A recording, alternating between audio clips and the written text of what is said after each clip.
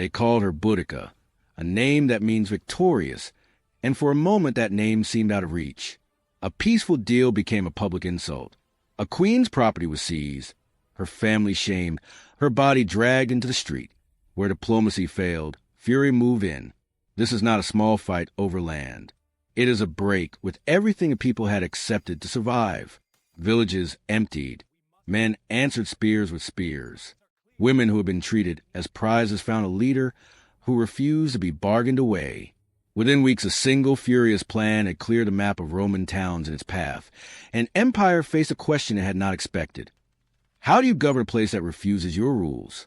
Stay with me, because the answer changed Britain, and the memory of that change still stands in bronze beside the river. Listen to the sound of a town burning. Timber collapses. Roofs sag. The wind carries smoke into market lanes where children once sold barley and knives once shone. Roman banners droop over ash. In fields nearby, people who had planted for years pick up tools that are now weapons. The revolt did not begin in a royal hall alone. It began in kitchens and commons and muddy lanes, in the small, furious choices of people who would not accept their fate. Boudica rode at the center of that storm. Not a myth, not a symbol that belongs only to poets. A woman who learned how power can be seized and how it can be denied. Her enemies called her terrifying. Her people called her a way forward. By the time the largest Roman force returned, the country had changed. This episode left scars that would shape law, strategy, and memory. It asks a question we still need to answer. When dignity is taken, what does resistance sound like? Hold that question. We begin there. Before the fires, there was a bargain. Prasutagus, king of the Iceni, had lived under Rome's growing shadow and tried a middle path. He kept his title, accepted Rome's suzerainty, and in his final act, he wrote a will meant to bind his family and protect his kingdom, leaving his private estate jointly to his 2 daughters and to the emperor. It was a cautious, desperate move. He hoped that by including Rome in his succession, he would secure the future of his house and avoid the full weight of annexation.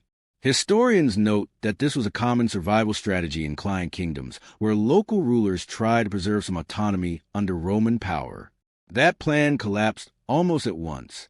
Roman officials, seeing opportunity rather than obligation, moved in to seize control.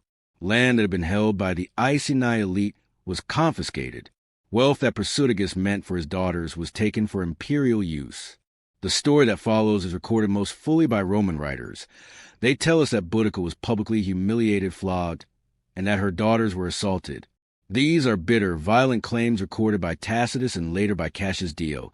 And while ancient authors can mix fact with rhetoric, the thrust is clear. The household of the client king was treated as if it had no protection at all.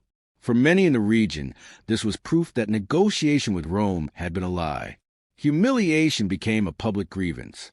Word spread through markets and longhouses.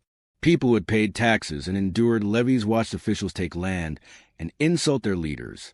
Debt collectors and opportunistic financiers tightened their grasp.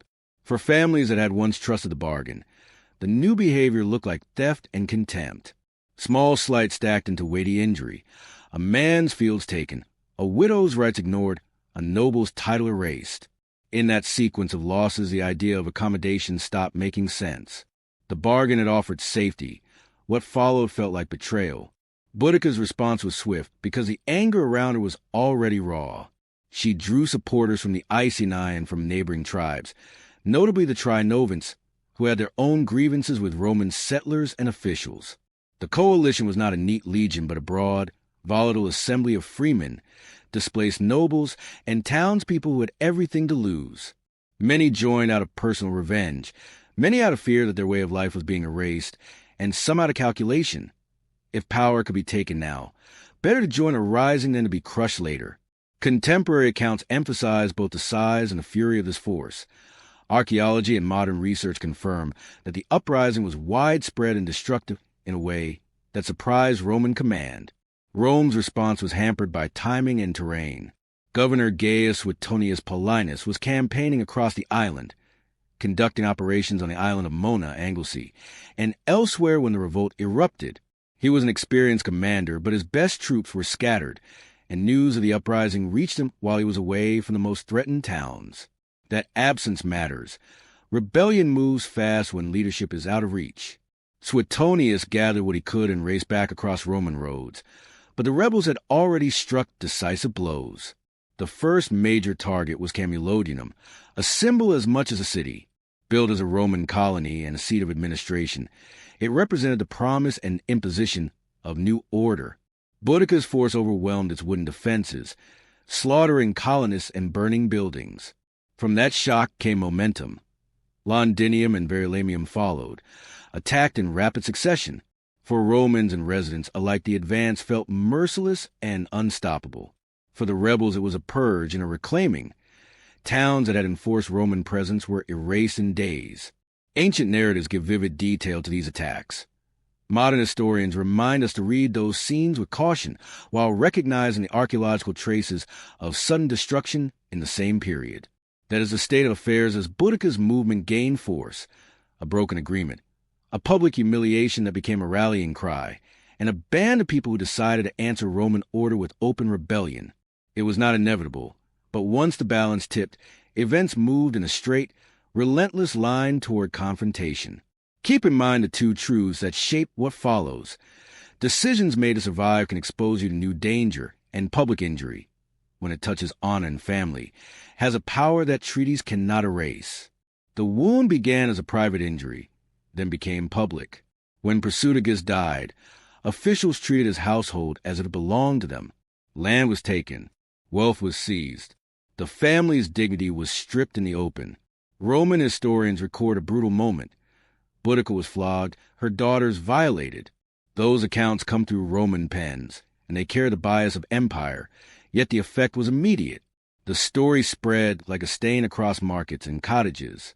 It was no longer a rumor. It was a signal that whatever peace had existed was gone. Anger moved quickly in communities where honor and family mattered more than treaties. In farmsteads and longhouses, people measured loss not only in coin, but in reputation. A man whose fields had been taken could find new fields. A woman whose rights were ignored could not reclaim what had been stolen from her name. The insult mounted into a grievance that could be seen and smelled. Bread withheld, fences removed, a hearth emptied of its heirloom utensils. Little indignities stacked into a single massive injury. That stacking is what turned private vengeance into public revolt. Boudica stood in the center of that surge because people knew what she represented, a line between concession and erasure. She was not only royal blood, she was a living refusal. Tribes that had once tolerated Roman presence began to move toward her because their own bargains had failed. The Trinovants, neighbors with long-standing complaints about land and taxation, joined. Freeholders, dispossessed nobles, local craftsmen, all who'd been squeezed by taxation and corrupt officials, began to converge. This was not an orderly alliance. It was a volatile assemblage of people who felt they had nothing more to lose. Leadership in that context looks less like command and more like magnetism. Boudica's voice had a force that made strangers follow. She spoke in terms they understood: honor, family, retribution. She framed the revolt as an act of restoration, not mere chaos. That framing mattered. If revolt is only rage, it becomes a hunt that consumes its own. If revolt names what it seeks, a return of rights, an end to predation, then it swells with purpose. Rhetoric and ritual amplified the call. Messengers ran ahead, and rumors became orders. Spears were collected from storehouses and workshops. Chariots were readied. Women who had been dismissed as prizes now found roles at the heart of the effort, carrying banners, tending the wounded, even fighting when needed. The movement drew on social bonds that Roman governors had underestimated. Where Rome saw subjects and taxes, the locals had kinship, patronage networks, and obligations that turned banding together into survival. When Boudica addressed the people, as the Roman accounts narrate, she did not plead. She issued a charge. She invoked the shame that had been inflicted and offered a promise: the return of dignity. Whether every sentence attributed to her is original speech or later dramatization, the thrust is clear. People who felt publicly humiliated will act publicly. That is a lesson recorded again and again in history. Practicalities followed passion. The coalition moved on centers of Roman presence. They struck where symbols of occupation concentrated, administrative sites, colonist settlements, places where banners flew and laws were posted. The choice of targets was not only tactical, it was rhetorical. To burn a town was to erase an insult. To drive settlers from a market was to reclaim a daily life that had been rearranged into foreign hands. And yet beneath the fury there's fear. The uprising carried a heavy price. For every victory there was the risk of a counterstrike. Rebels knew that Rome would not sit idle forever. That knowledge tightened their resolve. Knowing the cost made the choice feel more deliberate. In a sense, the decision to resist became a moral act. To refuse life under humiliation and choose, however dangerous, to reclaim what no treaty could restore. If this part of the story moves you, tell us below, have you ever watched a small wrong widen until it could not be ignored?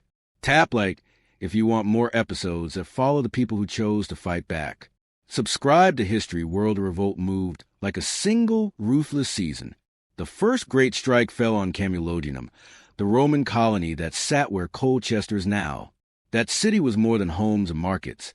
It was a statement, veterans' barracks, an imperial temple, a visible claim that Rome had planted itself in British life. Boudica's force hit those symbols first, breaching timber defenses, setting public buildings alight, and leaving a layer of burned debris that later excavations would link to destruction around AD 60. Archaeologists still point to charcoal-stained floors and collapsed walls as the physical trace of that day. What happened in Camulodunum shocked Roman settlers. The attack was not an aimless massacre. It was targeted annihilation of the structures and officials who embodied occupation. Men who had served as veterans, men who lived behind the colony's wooden palisades, were overwhelmed. Contemporary Roman narratives describe scenes of indiscriminate slaughter. Modern archaeology confirms sudden destruction across parts of the town at that moment in time. For local populations, the event was a powerful signal. The old order could be struck at the heart. From Colchester, the revolt carried into the heart of Roman commerce. Londinium, then a growing riverside market, found itself under sudden attack. The rebel force pushed through streets and destroyed the nascent earthen forum and temple precincts where Roman law and trade had been centralizing power. The speed was the story here. Towns that had been hubs of everyday civic life were transformed into ruins in a matter of days. Verulamium followed, its timber and tile buildings consumed by fire. The pattern repeated.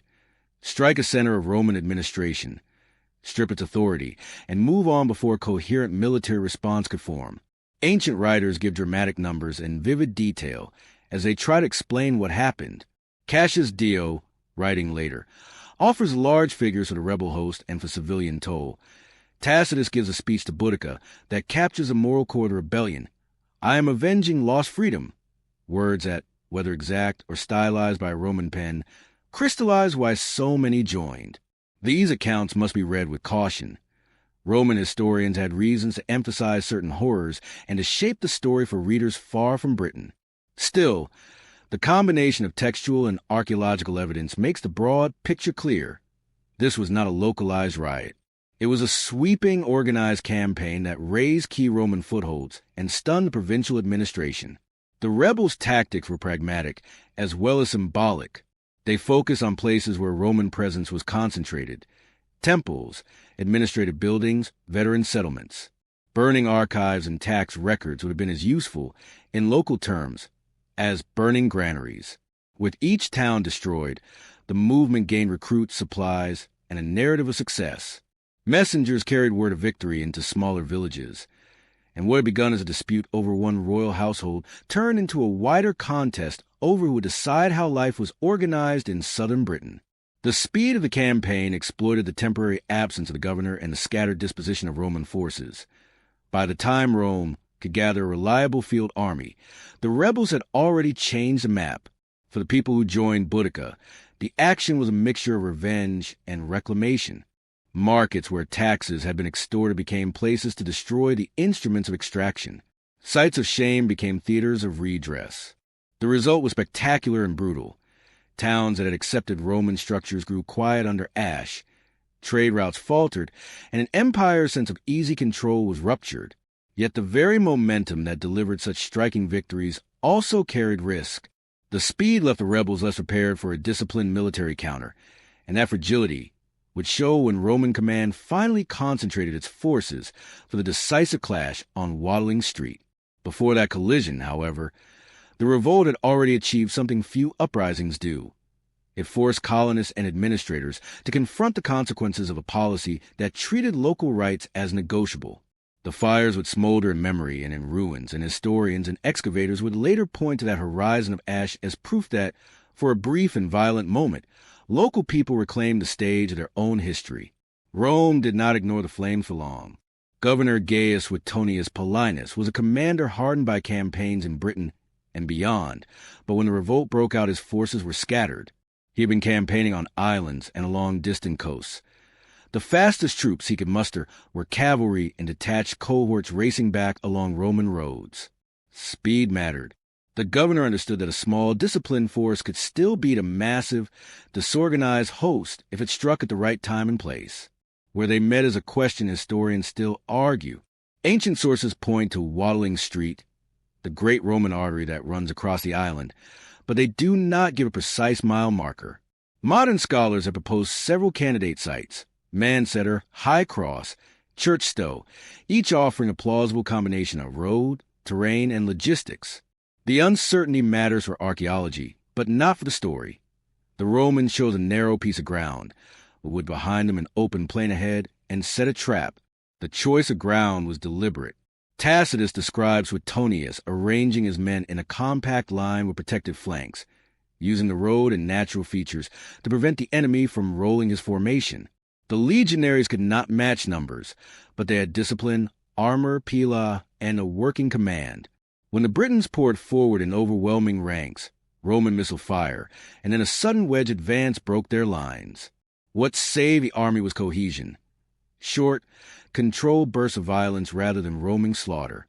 Contemporary accounts give staggering casualty figures: tens of thousands killed on the rebel side, and only a few hundred Romans lost.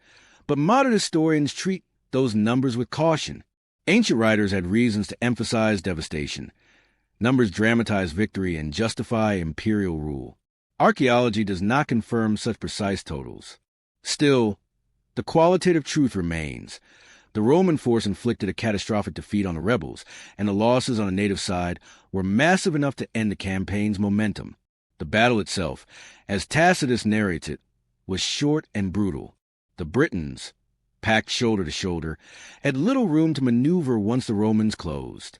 Escape routes were limited. Accounts even describe wagons and refugees blocked by the crush.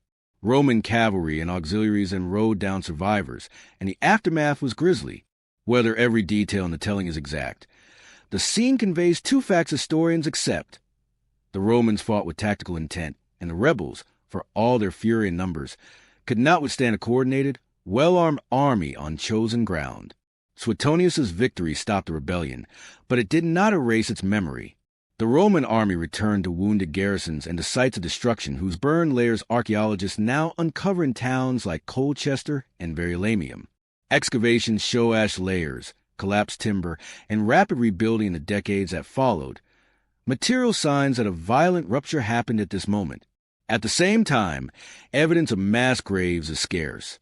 Survivors, fugitives, and later cremation practices likely account for the absence of large skeletal collections tied to a single battle layer.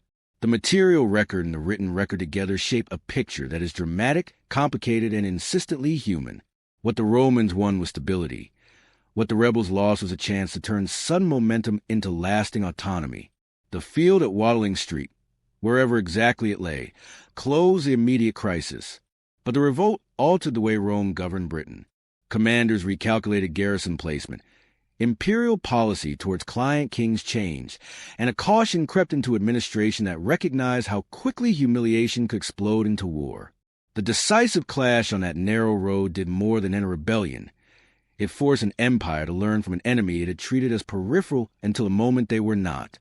The field at Watling Street broke the rebellion's momentum, but it did not erase the tremors that reached every village and garrison in the province. In the immediate wake, Roman authority returned with a hard edge. Troops secured roads and held key towns. Officials reasserted control over land records, and magistrates moved to the countryside to restore order.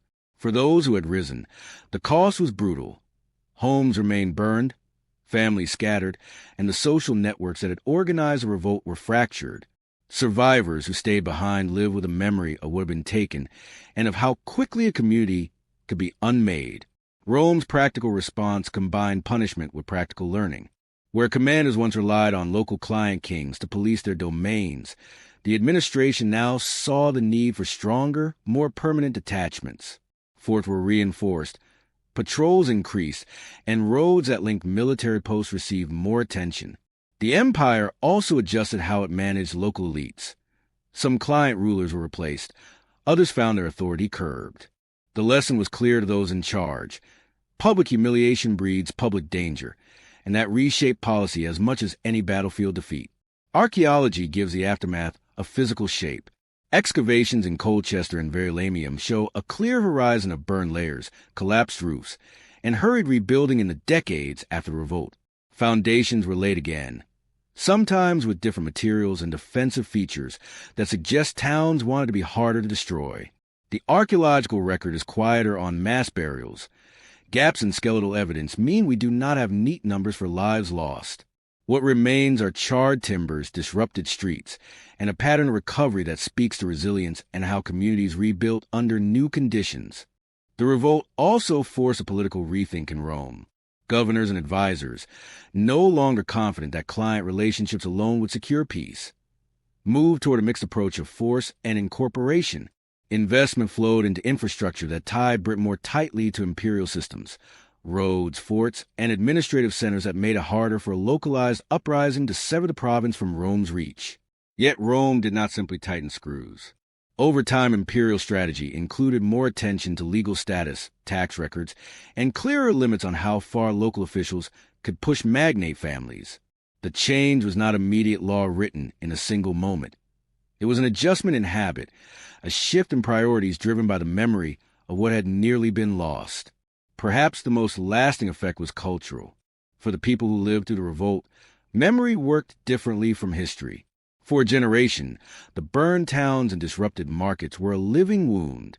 For later centuries, the episode became a story that could be told in different keys. Roman writers framed it as a spectacle and as a cautionary tale. Centuries later, Boudica's story would be repurposed for new agendas. Nationalist poets, Victorian sculptors, and political pamphleteers each took elements that suited their time. The bronze figure near Parliament turns a woman who fought an imperial army into an icon fit for a modern capital. That reinvention reveals how events travel through time. People keep the parts that answer their present questions. Still, beneath those layers of meaning sits a simpler human truth. When a community loses dignity, when women and families are publicly humiliated, the cost is not only material, it is social and psychological. People rearrange their lives around loss. They choose whether to remain, to rebuild, or to resist. The revolt did not remove Roman rule, but altered the relationship between ruler and ruled. The memory of surrender refused to become the only memory available. If this episode matters to you, hit like. It tells us to dig deeper into episodes where public injury becomes public action. Relate. Share a short line in the comments about a time you watched a small injustice grow until it could not be ignored. Engage. Vote in the poll. Do you read Boudica as a rebel or as a reluctant leader who had no choice? Ask. Subscribe to History World for the next chapter, where we examine the archaeological evidence that confirms destruction at Colchester and what those layers reveal about daily life before and after flames. Stories change as people need them to change. Boudica's tale moved from local memory into national meaning during the long 18th and 19th centuries, when poets, historians, and pamphleteers turned an Iron Age revolt into a symbol of British courage and identity. That revival was not accidental. It arrived as Britain itself was inventing modern narratives about empire, heroism, and nation. The renewed interest reframed Boudica as a useful figure for public memory, one who could be read as fierce, as cautionary, or as inspirational depending on the speaker. The most visible outcome of that reinvention is the bronze group by Thomas Thornycroft, now standing near Westminster Bridge. Thornycroft worked on the project from the 1850s, encouraged by figures close to court, completing a full-size model before his death in 1885. Financial and logistical delays meant the cast was not erected on the embankment until 1902. The statue, a chariot rearing horses, a raised spear, blends classical monumentality with Victorian drama and deliberately locates an ancient rebel beside the seat of modern government. The choice of site materials and scale turned Boudica from a remote episode into a public, urban presence. Victorians often drew parallels between Boudica and their own age. Queen Victoria and Prince Albert took an interest in Thornycroft's work. Poets and schoolbooks used the Queen's story to teach lessons about courage, sacrifice, and national identity. Later movements repurposed Boudica again. Early 20th century suffragettes adopted her image as a symbol of female agency and resistance, carrying banners and invoking her name in marches that demanded political rights. Through these shifts, the Queen's meaning expanded and sometimes contradicted itself. Imperial rhetoric on one hand, feminist invocation on the other. Historians now read these layers with care. 19th century portrayals often projected contemporary values back onto ancient events. Modern scholarship tries to separate later invention from what the sources and archaeology suggest actually happened in the first century. Yet both the inventions and the evidence matter because they show how societies remember and why certain images endure. A bronze statue by the river is not only art. It is an argument about who Britain says it once was and who it wants to be seen as now. Boudica lost the battle, but she transformed the story that Britain would tell about itself. A single moment of public injury became the spark for a movement that forced an empire to change how it ruled. The flames and the ash did not erase daily life forever, but they forced Rome to pay attention, to alter garrisons, and to rethink how local power was handled. The memory of that fury carried forward, recast by poets, reimagined by sculptors, invoked by those who needed an example of defiance. What matters now is not only which side won the field, but what we decide to remember. Do we keep the woman who struck back as a straightforward hero, or treat her as a figure whose meaning shifts with each retelling? I leave that question to you. If this episode gripped you, tap like, share one short line below about a small injustice that grew until it could no longer be ignored. Vote in the poll. Do you read Boudica as a rebel, avenger, or something else? Tell us why. Subscribe to History World for the next deep dive, archaeology at Colchester, and the fragments that let us hear ordinary voices from a violent year.